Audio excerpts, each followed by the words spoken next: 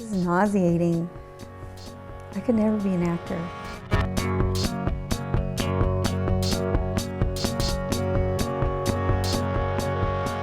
I'm worried about the child trying to play with my Legos, but I get its own Legos and it'll hide mine.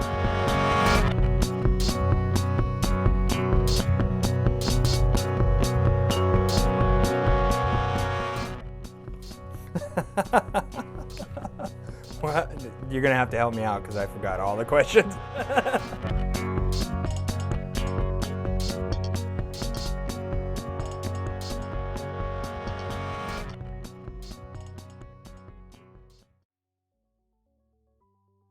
Okay, my name's William Rodriguez. Everybody calls me Memo.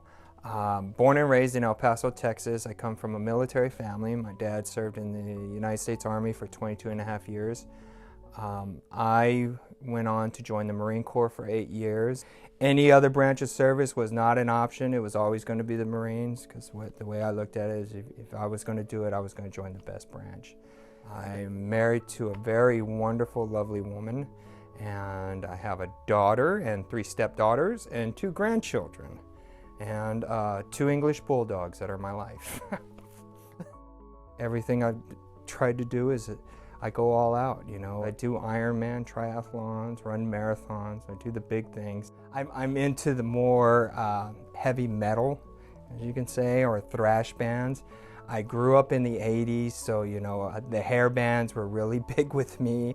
You know, one of the things I still love to do today is go see live shows. I love seeing live music. So I'll go see Metallica and Iron Maiden and Slayer and Testament and all those kind of old 80s thrash guys. You know, what me and my wife do for fun is we get away. We like to travel. We like to get out together. We like to spend time together. We like to make little trips, turn a long weekend to a nice little getaway. So yeah, that's who I am.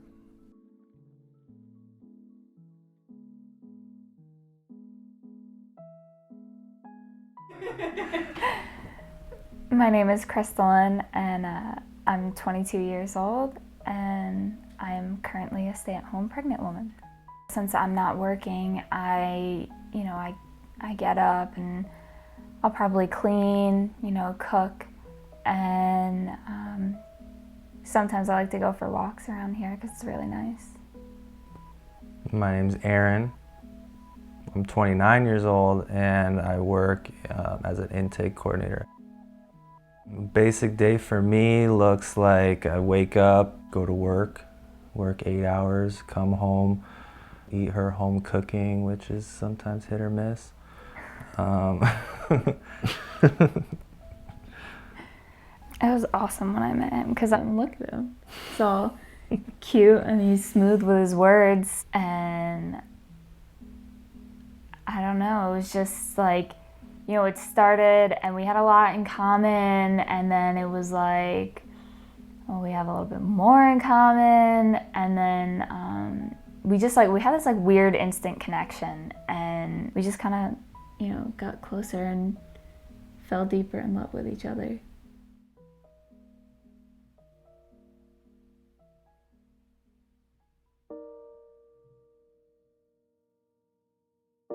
My name is Rhonda, and I am 38 years old, and I have 2 children, Jake, 2 years old, and Alex, 9 years old. I'm married to Brian, and we run a drywall business. He started that a few years back, and I took over and started running that the last few years on my own. And we also raise tortoises. So we run a drywall business, and we have a lot of animals. So we're very busy people. This is Rhonda. How can I help you? Oh, where would I begin? On a normal day in my life, I get up like every mom does, and I get the kids ready, and it's an hour of chaos of just, breakfast and brushing teeth and all the normal things that we do. And we rush out the door, and then I head back to my house to, babysit technicians all day and basically dispatch them out towards jobs. And next thing you know, it's the afternoon time and it's time to take care of tortoises and feedings and cleanings. And next thing you know, it's 5 o'clock, it's time to pick up the kids and then the whole chaos starts again for the evening time, the baths and dinner, and it's just a normal, typical, family house that we just, wake up and do the whole thing again the next day.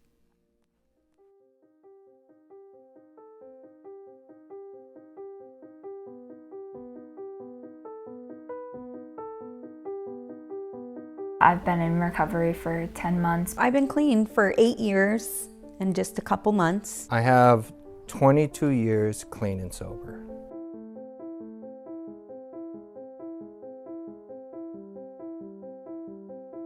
The biggest lie that's out there is that if you are an addict, you can't be a productive member of society.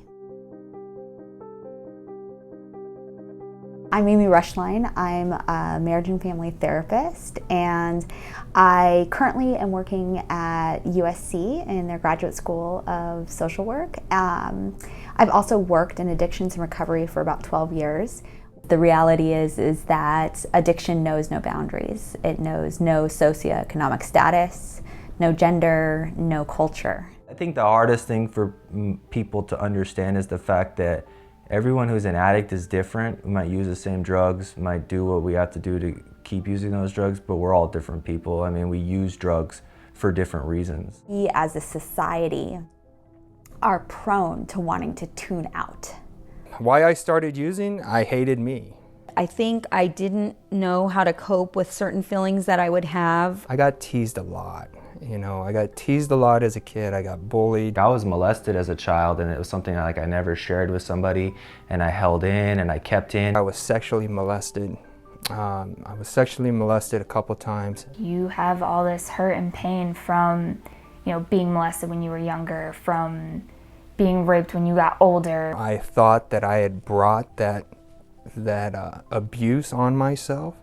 So when somebody said, hey, you want to hit this, it'll make you feel better, I was all about it. Using drugs helped me to overcome that feeling, and it numbed out that feeling of being alone. And for a minute, it made me feel that I didn't need anybody else. Anything to check myself out of myself, I was going to do. And it just so happened to be it was drugs and alcohol that came my way.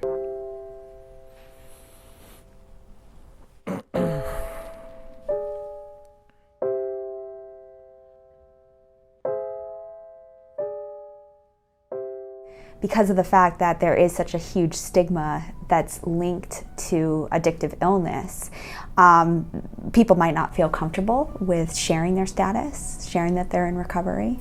Me and my recovery is not something that I flash.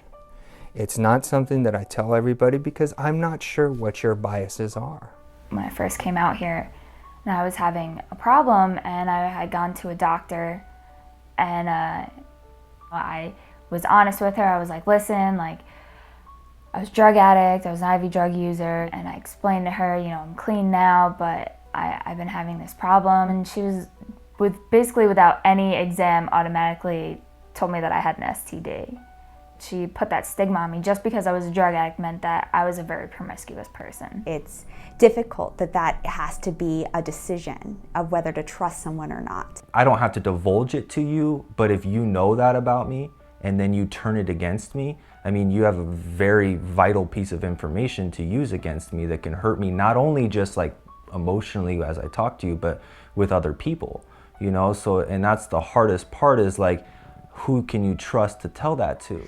I think that if that would have happened to me when I was first getting clean, I think something like that could have been a huge blow to my encouragement towards doing something better for myself. I think for somebody early in recovery to face those type of biases and prejudices about wanting to get in recovery and wanting to stay clean, that could very well lead to and kind of feed into the addiction part of their brain. I know for me, when I first got clean, I had to stay away from social media for a little while.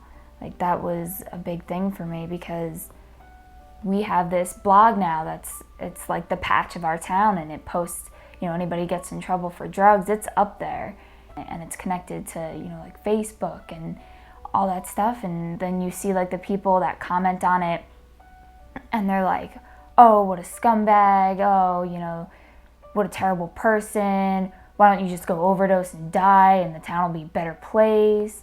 And it's always an attack. I feel like it's an attack personally on me. Like, that's exactly how I feel. If I have somebody that's having biases and prejudices against me for me trying to do something good with my life, then what am I doing? Well, I'm not right if I am using, but I'm also not right if I'm trying to get in recovery. What are we telling them? That you're a failure either way you go. This is everywhere, that our society as a whole has an addiction problem. Millions of people out there have the disease of addiction. You can have people who are doctors, you can have people that are lawyers, you can have people that are, homeless people on the side of the road, all be addicts. It's just normal, everyday people that are running businesses and, raising families. And so it's like, hello, open our eyes to the fact that, we're amongst you. You just may not know it. The oddest look that I get when I tell somebody finally that I'm in recovery, they're like, you don't look like an addict. That's because I'm a different person. And the addict you're thinking of, it was a guy I was 20 years ago. That's not who I am today. I am so different than the woman I used to be, and the things that I apply to my life every day come directly from what I've learned in recovery. Everything there is to know about life, I learned in recovery. It just gives me so much courage to approach the things that I would have normally been afraid to do. I have that resource to go to a meeting and share about it with a bunch of people who know exactly the way that I feel, exactly, have probably exactly been through what I've been through, and I can get their experience and some strength and some hope from them. And then I can later on maybe give that to somebody else. As human beings, we are powerful social animals, and we are wired to want to be connected. And so if you can find a support group or a peer group where you feel truly socially connected to others, I think that's what helps people in recovery. That's truly what creates wellness. One of the things that really attracted me to these programs was love. It was something that was the one thing that broke the barrier. I didn't understand that at the time, but my mom kicking me out of the house, that was an act of love. People in the rooms that would pick me up, take me to dinner, that was an act of love. And sometimes I think that, like, especially for somebody who's in active addiction, we need to love them until they learn to love themselves. To me, that's invaluable. You don't get that anywhere.